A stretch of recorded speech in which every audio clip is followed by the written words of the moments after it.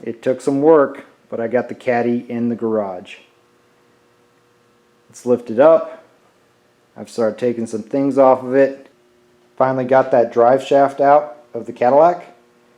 The rusty one is the old Dodge donor truck drive shaft. I just wanted to kind of show it as a comparison. The reason why it was so tough to take this drive shaft out was this bolt right here. There is a skid plate underneath the car, and it holds this carrier and it bolts right up into it. So I was trying to figure out why this guy would not slide out of the axle after I took the bolts off. And it wasn't until I got under there the other night and looked under there and realized, what's this bolt right here? This bolt's been missing for some time. I am a little worried about how well this drive shaft's going to do, seeing as how it is a multi-piece drive shaft. But we're just going to run it. Of course, we're going to have to modify the end to fit the new transmission. I did some measurements here, and they're pretty much the same size. They both measure like, let's see, 1 inch and 70 thousandths. This one here measured in a little bit smaller. I believe this was off the Turbo 350 that was originally in the Cadillac that was hooked to the gas engine. The Dodge, I don't believe it's the 47RE. I believe the one I have is the 47RH, which is the non-lockup style torque converter. I'll have to do some more reading on it. As soon as I pulled it out, I took it to my transmission guy and he gave it a clean bill of health. He cleaned it, took it apart, inspected it, said everything on it was good. Unfortunately, I did a little bit of math and my car is still not jacked up high enough in the air. I used the tallest jack stands that I have, and it's still not quite high enough, so we're going to have to do probably some questionable stuff. It really was a feat to get this guy in here. As you can see, we put it in kind of sideways. I had to clear a whole lot of stuff out of the garage to make this thing even fit. I had to move my little shelving unit over here to the side so I can roll this guy as far back as I could. And if we make this nice little trek back here, you can see, well, you can't even really walk all the way around it. There's definitely some downsides to this, but I'm looking at the upside of being, I've had to take so much out of the garage to get this Cadillac in here that I can't work on any other project until this Cadillac is close to done. This is the fuel line going for the back of the car to the front. This is actually flipped upside down because this was on the passenger side. So we'll just kind of rotate this guy. That's the orientation of it. Like I said, it was on the passenger side, and the fuel system is going to have to be on the driver's side for the Cummins engine. So I went ahead and took this off. I'm going to hold on to this because it kind of shows the bends that I'm going to need to make whenever I do new fuel lines. I'm pretty sure they're going to have to be larger. And I took this fuel line after I popped off the fuel tank. So let's go take a look at where the fuel tank used to be. So here's where the fuel tank resided. And those wires that you see kind of laying down there, that was for the ground and for the fuel tank sending unit. It doesn't look too bad. I have found some rust spots, but for the most part, the frame and everything like that is looking pretty good. Now the rear end can go higher as there's plenty of room, but my jack ran out of steam when I was hoisting it up, so I'm going to have to find either some form of larger jack, or I'm going to have to get under here with a bottle jack and just kind of move it up at the same time. I got to be really careful about this. You know, moving cars up in the air definitely makes a guy kind of nervous, or at least for me. I wanted to go ahead and show kind of like the center link. And next up, I'm going to go ahead and show you the skid plate. So those two holes is what holds the carrier for the drive shaft on. And if we back up here a little bit, you'll see just how big this skid plate is. I would say it runs probably almost 3 feet. So if you kind of, if I get the light right behind the camera, you can kind of see daylight on the other side. And this is how the frame on this car is set up. If you look at the front, you see the frame goes inboard and connects and makes kind of like a V. And then if I turn the light and we look back kind of at the drive shaft, you'll see how it starts to spread back out. So the only time the frame hits the sides is whenever it hits the ends of the corners. At the front and at the back, which is what we're looking at right now. Or that gas tank, it's only about 6 inches deep. I mean, this car is so low to the ground. We'll take a look at it here in just a second. I think I'm done working under here for tonight, because we are going to be taking out some of the front interior, because we got to make that tunnel a little bit bigger. So let's go look at that. Alright, I just want to give you guys a quick shot of the gas tank. And this guy is really no joke. The gas tank is probably about, like I said, 6 or 7 inches tall. So there's your filler neck right up there. You got what I believe is some form of check valve back here, breather tube check valve, and then you have your sending lines. So for the sending lines, as you can see, the old rubber, it's got this permanent bend. It went there, and then it went up and over the axle, and then it went into hard line. So this is not exactly in the middle, but I don't think it's going to be too hard to make these lines instead of going over here, but to make them go over here, which is the driver's side of the car. So I think that'll be capable of, that should be an easy thing to do. The good news is that the drain plug is still workable. I was able to get it. Let's see. Yeah, that guy right there. I don't know how well you can see that, but even though I took it apart the way the car was angled, there's still a little bit of fuel. I knew I was going to probably be cutting up some sheet metal inside, so I wanted to go ahead and remove the seat. And as you can see, that seat is now removed. I also removed the bottom cushion of the back seat. I really didn't intend to take it out, but whenever I went to sit down on it, I realized one side had already been popped off. The back seat was the easy part. Unfortunately, to take out the front seat, I had to take off the door. To kind of show you what I was dealing with, I'll reference the back door here. And the back door actually opens a little bit wider than the front door. And there was no way that this couch was coming out like that. Now I was by myself, and I was a little intimidated because I wasn't sure how heavy that thing was going to be. But I went ahead and took out the hardest bolts, which were the ones kind of like on the inside here.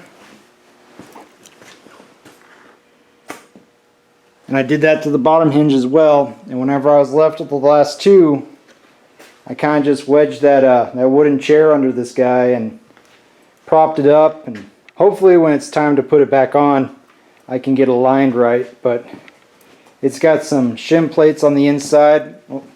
That kind of sandwich. They kind of move around just a little bit. I did take a Sharpie and do some really crude marks.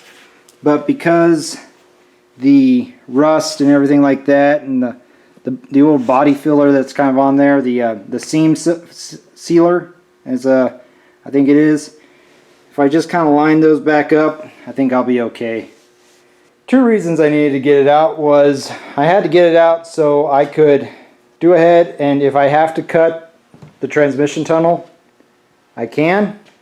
But also this thing is wore out. I did want to kind of show you the mechanisms, because this is an electric seat.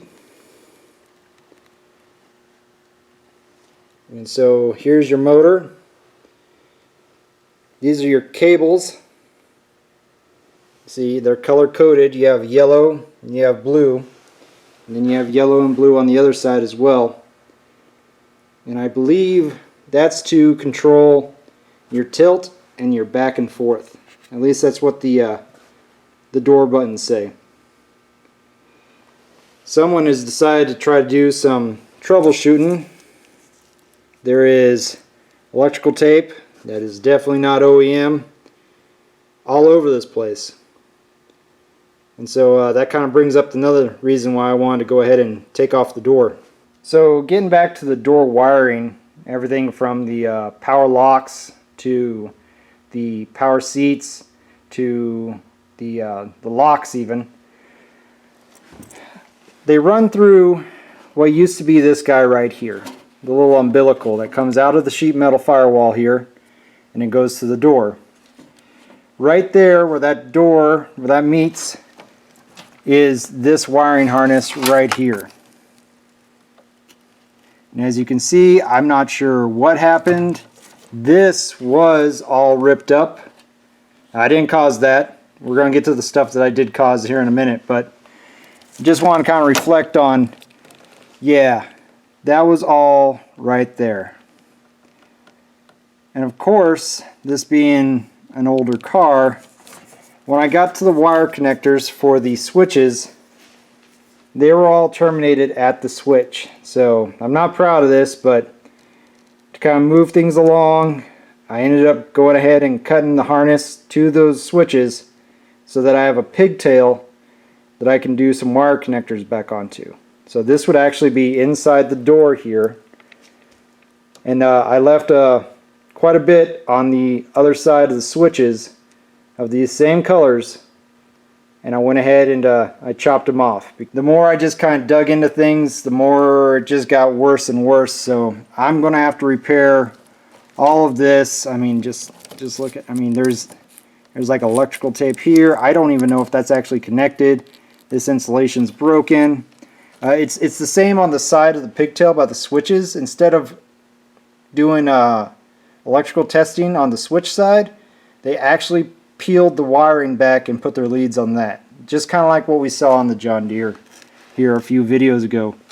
But I gotta, yeah, here's some more. It just keeps getting worse.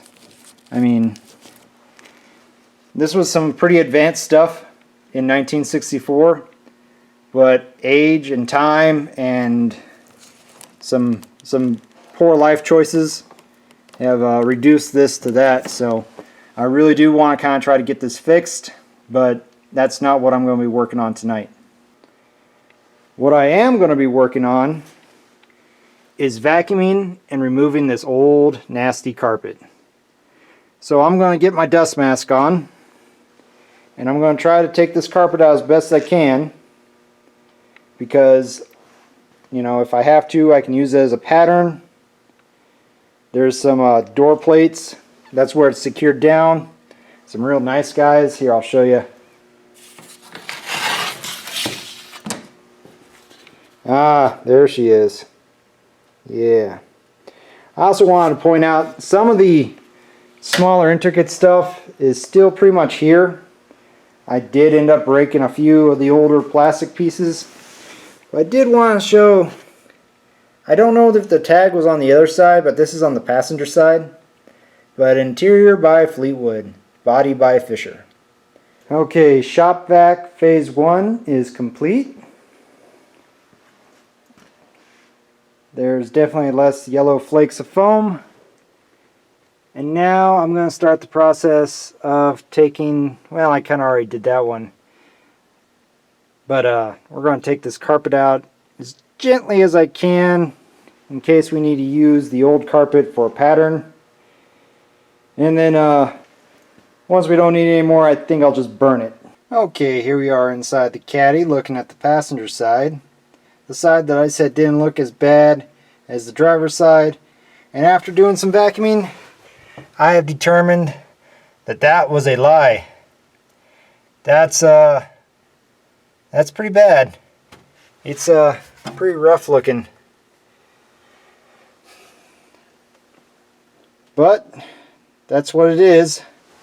The other side, the driver's side, I mean it is rusted, but I mean it doesn't look nearly as bad. So I got it cleaned up. I just want to take a minute here and appreciate everything that this Cadillac had. This is not the tunnel, this is actually the ductwork coming down for the heater and the AC. And it comes out underneath the seat so that the people in the back seat can get AC or heat. They really went over the top whenever they built these Cadillacs back in the day.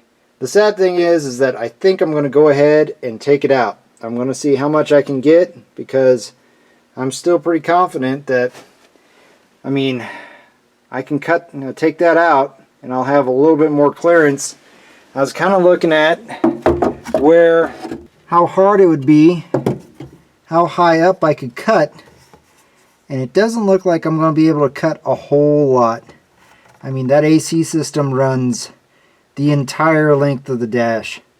I mean, it is just one big massive AC unit.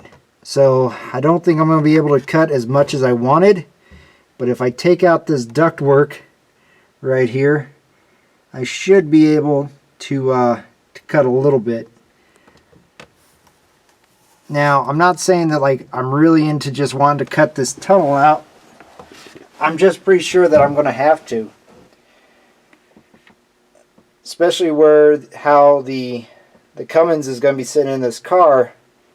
It's going to have to go all the way back if I want to be able to fit like the intercooler and the AC condenser and like a transmission cooler and, you know, the radiator. So I don't know, we're just going to take it one piece at a time. But I think I'm going to go ahead and remove this, and then yeah, we'll see how it goes. I got the ductwork off. That was pretty easy. Like any ductwork, it was just pretty much held on by sheet metal screws right to the floorboards. And this is what we got now. So as you can see, we can make that tunnel a little bit bigger. Not a whole lot. Not as much as I kind of wanted. But we can definitely make something work. So I think I'm done for the night. Got to pick everything up. But the future plan is we need to try to get that transmission under the car, and we got to get it propped up. See how it looks. My only thing is I got to figure out a way to make this guy sit just a little bit higher. But I'm not in the mood for risking my life, and that's for another night. We'll figure something out, but this car's got to go up, I think, like 4 to 6 inches higher, and I think I can slip it in. If I take that wheel off, I can kind of slip it in right under there, and then we can see. And if it does come to the point where, well, we will have to cut the tunnel. I'm pretty confident of that, but we will see. This guy's kind of a beast, but unfortunately I do not have a turbo 350 to compare it to, or a turbo 400 laying around. So, like I said, that's another night.